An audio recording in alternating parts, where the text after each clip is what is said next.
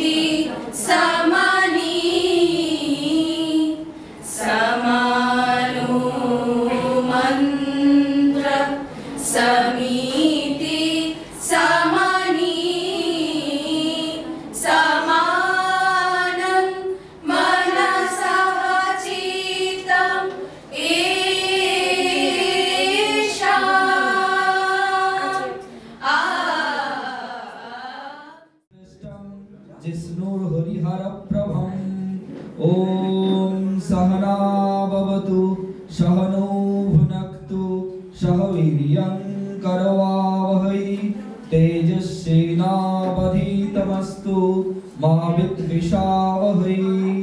ओम शांति शांति शांति। हरि ओम तत्सत्। অসম্ভব সুন্দর, অসম্ভব দুর্দান্ত।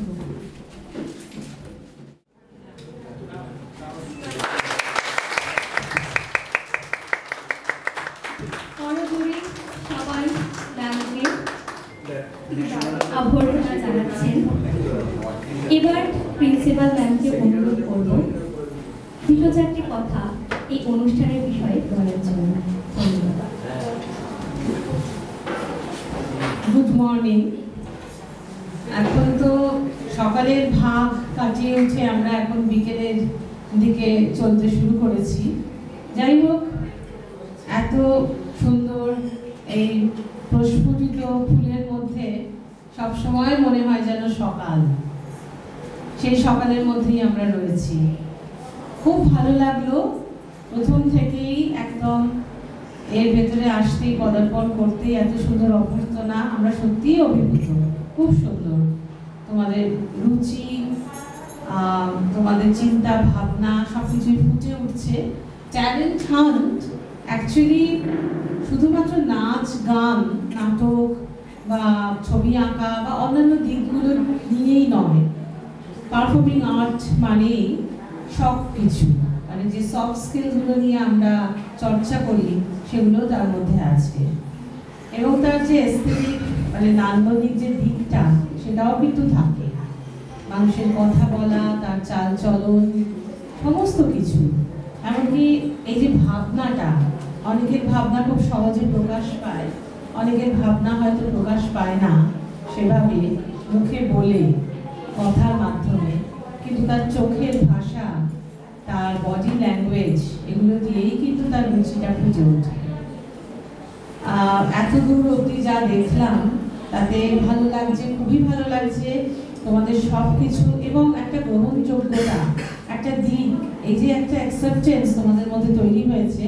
ছোট্ট উদাহরণ দিই, এই কিছুদিন আগে আমাদের যে আন্তর্জাতিক সেমিনার হলো তাতে যেভাবে আলপনা দেওয়া হয়েছিল, আমি এক্ষুনি স্যারের সঙ্গে কথা বলছিলাম, এই যে আলপনা দেওয়ার যে রীতিটা তোমরা আয়ত্ত করে নিয়েছো, এই কাগজের মধ্যে দেওয়া এবং তার মধ্যে এই যে এই ছোট ছোট জিনিসগুলো কিন্তু আমাদের চোখে পড়ছে।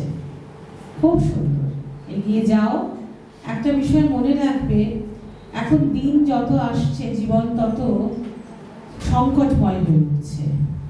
এই সংকটটাকে যদি সংকট ভেবেই আমরা বসে থাকি, তাহলে কিন্তু আমাদের তো বটেই, আগামী প্রজন্মও কিন্তু ক্ষতিগ্রস্ত হবে। কেননা আগামী প্রজন্মের ভার কিন্তু আমাদের হাতে। কাজে এটাকে দূর করে এগিয়ে যেতে হবে এবং সামাজিক ব্যাধিগুলোকে কিন্তু দূর করতে হবে। তার জন্য সংকল্প নিতে হবে।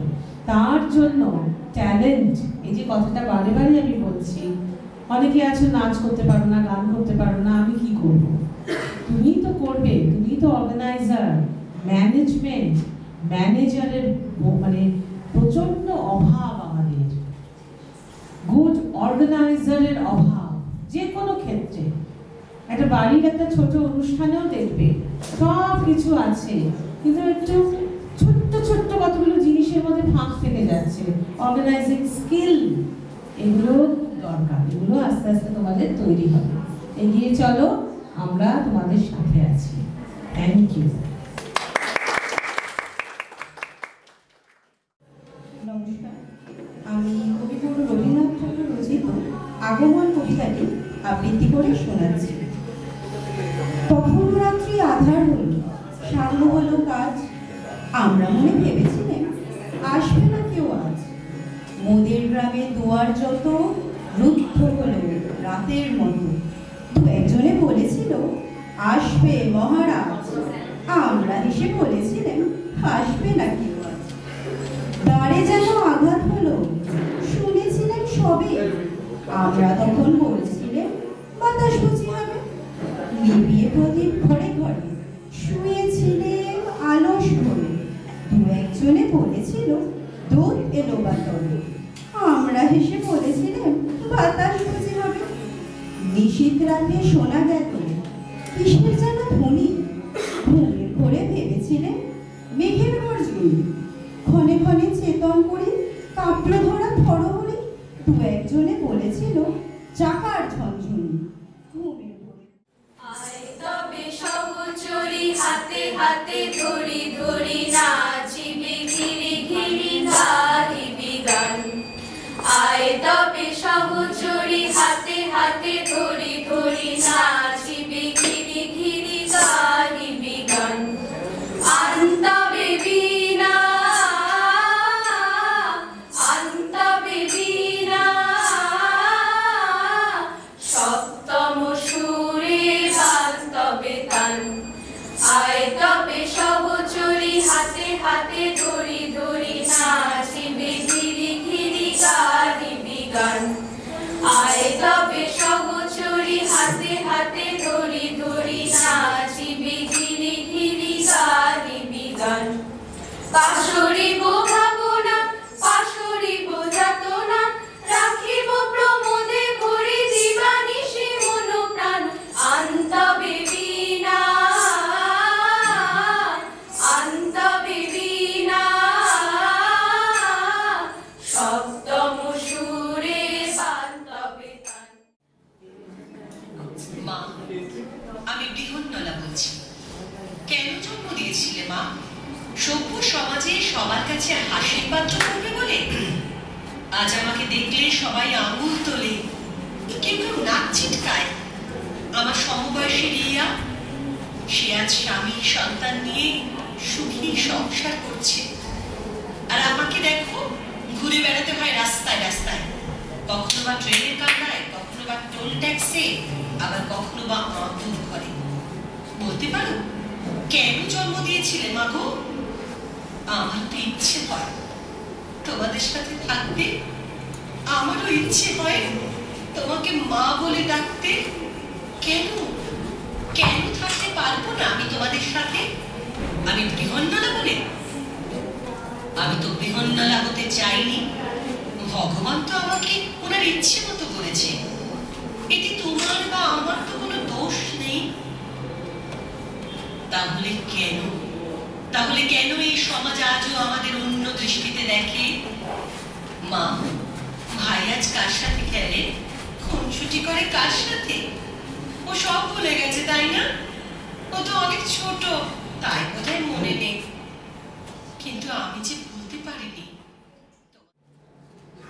My poem is known as I Miss Me. remember the year is about to end. I miss me when I think about the time that has slipped through my hands. I miss me, a version of me which existed right at this moment a year ago. I miss me, a forgotten memory of a girl who loved love.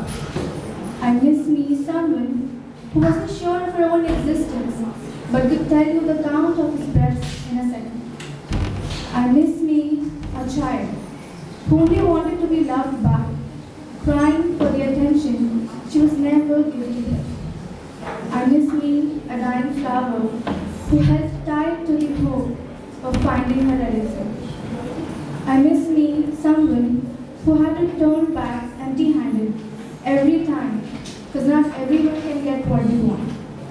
I miss me, a woman in making who realized that she would give. উপস্থাপনাটা আর একটু অন্যরকম হোক, একটু আধুনিক, কিছুটা আমাদের মতন, কিছুটা পুরনো, কিছুটা নতুন, মিলেমিশে একটা নতুন কিছু দেখেই নেওয়া যাক না কি হয়। ডেকে নেব স্বস্তিকা দত্তকে।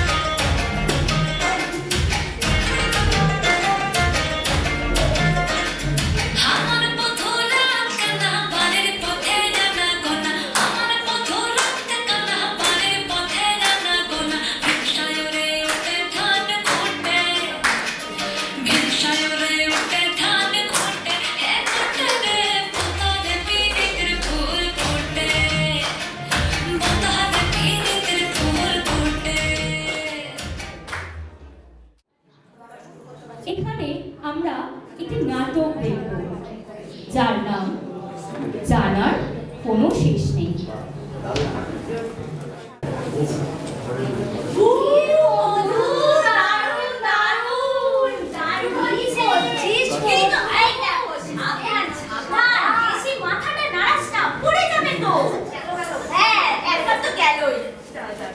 চুপ কর তো।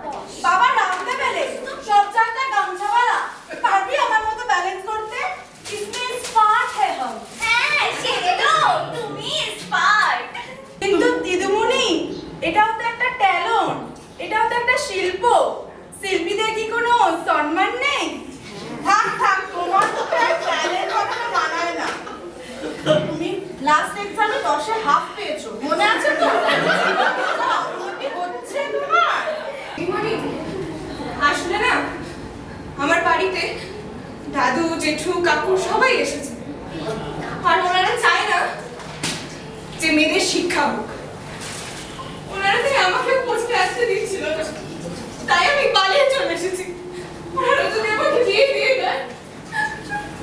তুমি বিশ্বাস করো, তুমি যদি পড়াশোনা করো তাহলে তুমি নিজের পায়ে নিশ্চয়ই দাঁড়াতে পারবে, আর তোমাকে কারোর উপরে নির্ভরশীল হতে হবে না। বাপি কাকা, খবর শুনলে? আমাদের নাকি বিয়ে।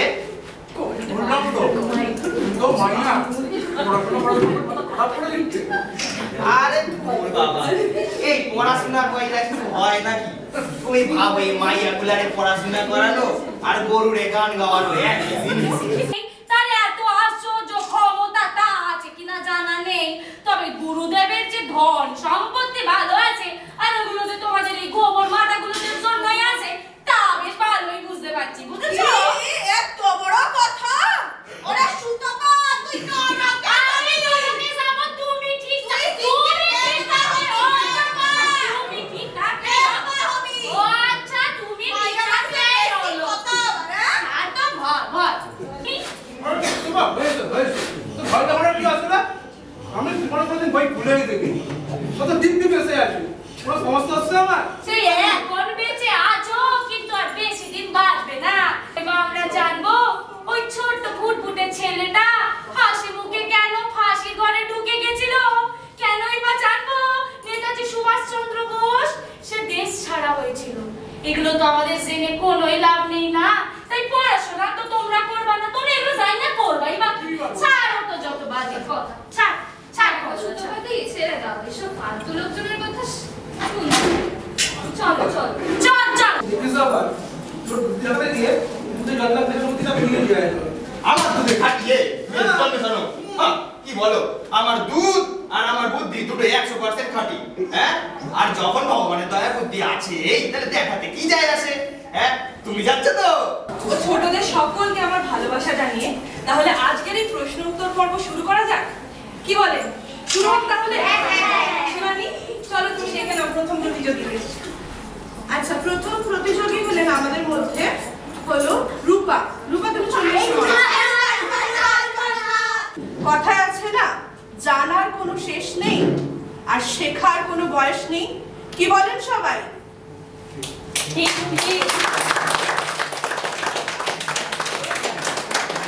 Education is not a privilege, it's a necessity. When one learns, community grows. And when a community grows, society can move ahead. And as rightly said by Gandhiji, you educate a woman and you educate a family.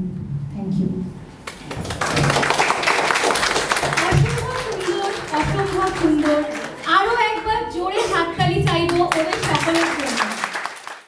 সমস্ত অনুষ্ঠান সুন্দরভাবে করার পেছনে এই যে এত সুন্দর সাজসজ্জা, একমাত্র তাদের অবদান কিন্তু অনস্বীকার্য। আমি ডেকে নেব করবী মণ্ডল,